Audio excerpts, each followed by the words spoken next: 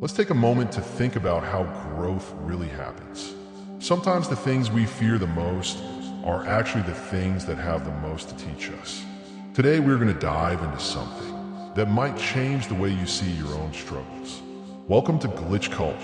My name is Glitch, and today I'm here to show you how those so-called dark moments, like anxiety and depression, aren't just obstacles to run from. They can actually be the beginning of something transformative. Think of this as a new lens to look through, because by the end of this video, you'll understand how these experiences can actually fuel your personal growth. So let's get started and uncover what's been hidden right in front of us.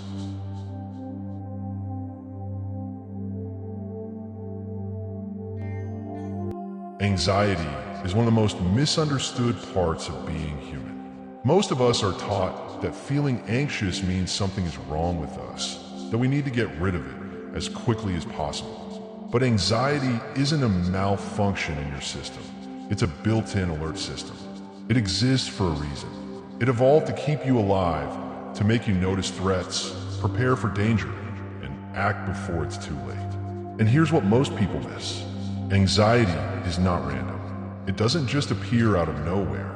It shows up because there is something in your environment or in your thoughts that needs your attention.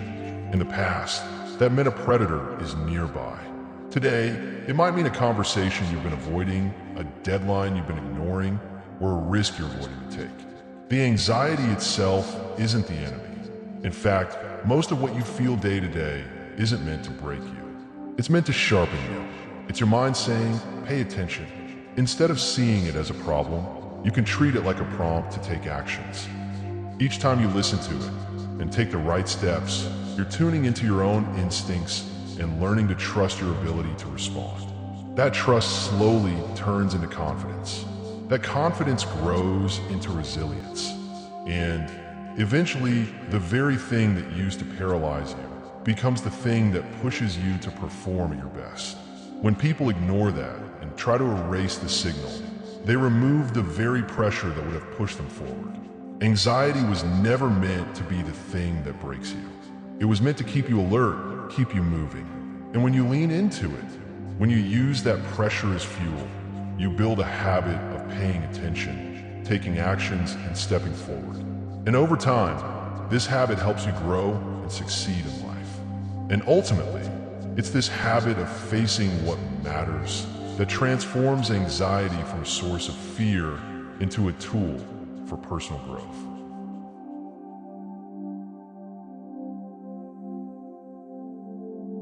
Depression is not just sadness.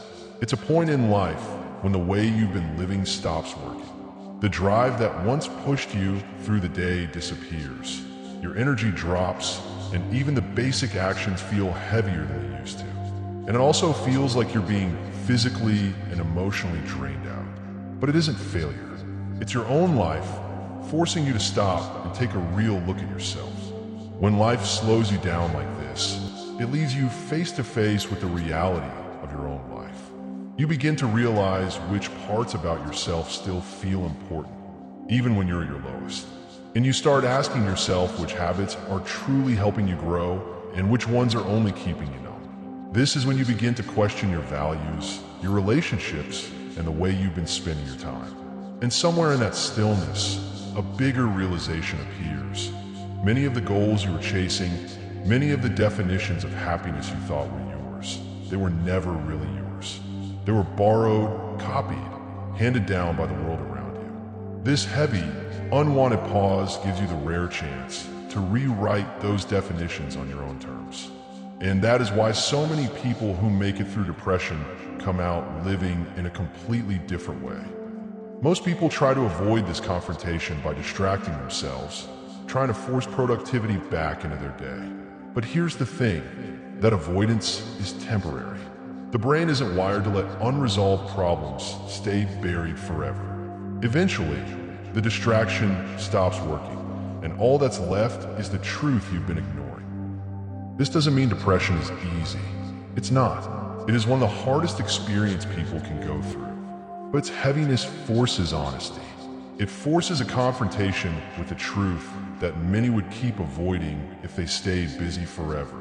And once that confrontation happens, people can rebuild with more intention. This is the mental reset. It's uncomfortable, but it clears the ground so you can build new habits or goals that actually fit you. The takeaway is that this stage might feel like everything is on dead stop, but it's really just making sure you stop wasting your energy on the wrong things. And in that newfound clarity, you might just find the first real glimpse of the life you actually want to live.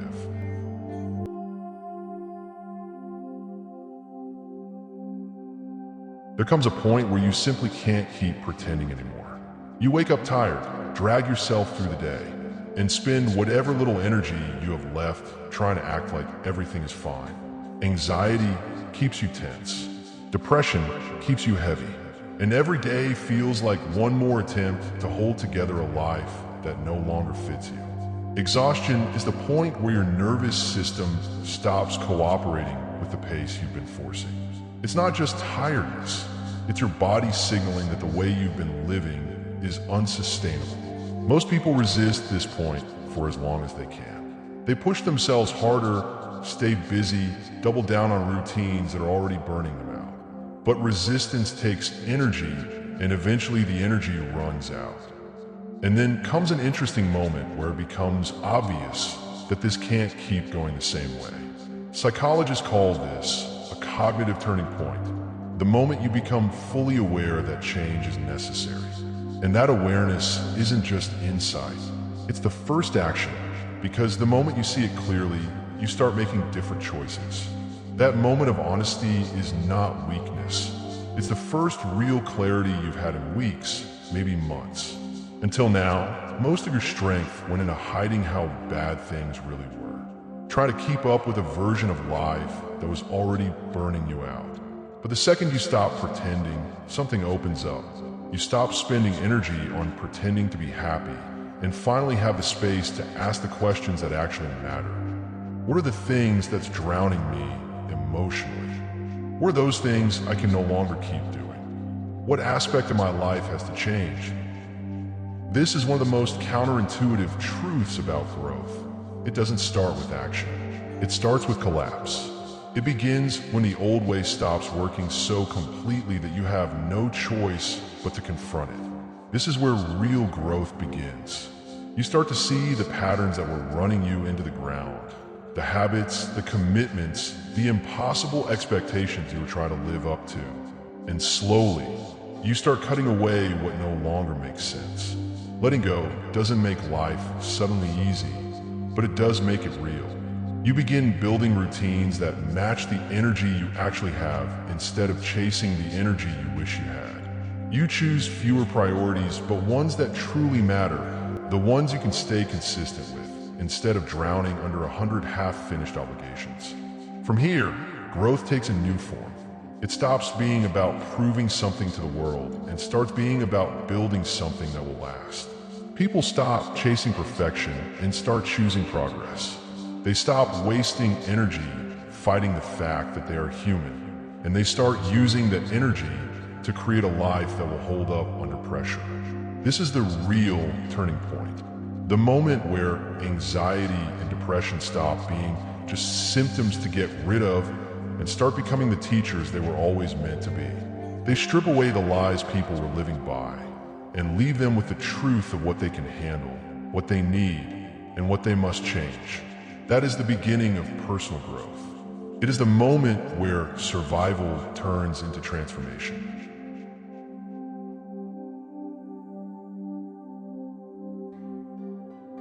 There comes a moment when people stop waiting for life to go back to what it was and start facing what life has been pointing to all along. Anxiety was the signal, depression was the shutdown, and together they forced a confrontation that could no longer be delayed. That confrontation is not just about behavior, it's about identity.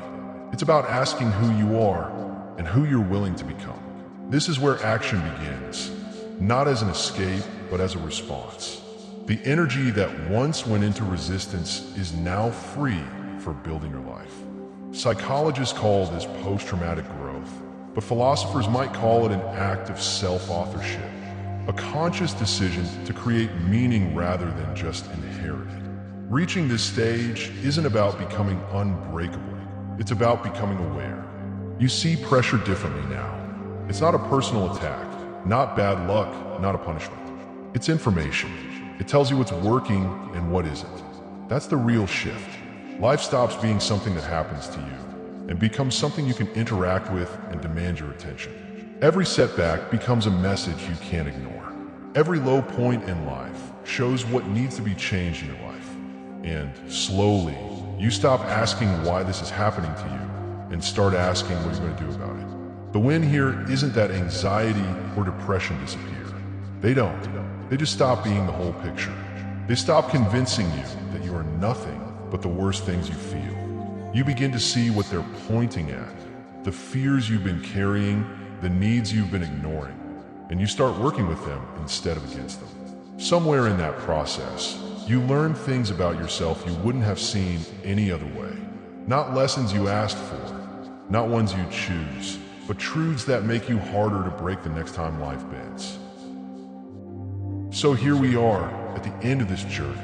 Anxiety and depression, they were never just shadows to escape. They were signals pointing you toward a stronger version of yourself. And now you've got the lens to see it. Remember, what you once saw as something to fear could be exactly what transforms you. This is Glitch, signing off from Glitch Culture, where your darkness becomes your power.